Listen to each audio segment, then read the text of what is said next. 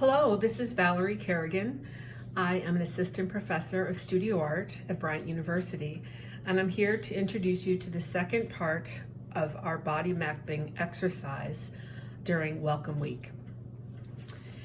In the earlier writing exercise that you've done, you commented on some themes and questions and responded from your personal experience. The next part of this activity is actually creating a body map. And in our case, we're not using the entire body, but an image of your hand. And you can choose to either trace your hand for the initial part of this exercise, or draw it in any way or position that you would like. But in doing this, you will be referring to the sketch that you made earlier based on one of those themes. And the themes that we were looking at were friendship and community, diversity, inclusivity and belonging, and lastly, equity and justice. So for my example today, I have chosen the theme of equity and justice, and in particular, the question that responds to how you might stand up in the case of someone being bullied or oppressed. And this is the sketch that I had made before I actually go in and begin the final exercise. In your initial writing responses, you also were asked to think about symbols or text or patterns or shapes that you might use in your piece. I decided to use this kind of megaphone to get across the idea of using your voice and speaking up when you witness injustice. You'll go from your initial sketch to a final piece of craft paper where you'll retrace your hand or redraw it. And for that, you'll use a Sharpie marker. We have a fine point and an extra fine point, so whichever you'd prefer. I draw mine in pencil first, and then I go over it in the Sharpie. And then you can see now I'm bringing that initial sketch to life through the use of marker, colored pencils, and also paint markers, which you have there for yourself.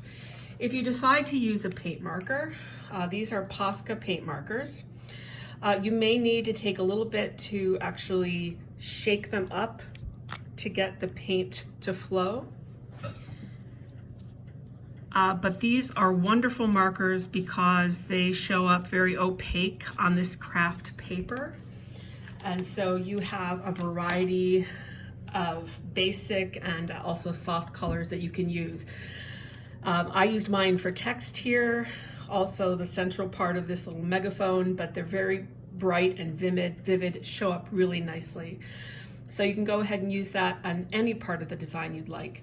I've also used colored pencils here, and these also show up really nicely on the craft paper. You can use a variety of techniques here. So these shapes that are extending out beyond the megaphone to me were like rays of light, but also sound. And also I was just thinking about using these rainbow colors to amplify the voice of the LGBTQ plus community at Bryant. There's so many diverse identities here, and that's one that I wanted to amplify in this image.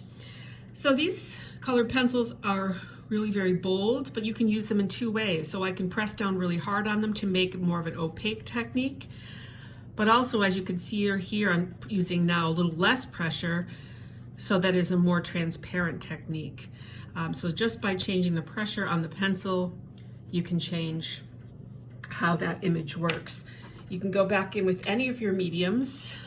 If you decide that you want a bolder design, you can use line thickness to draw attention to certain areas, for instance.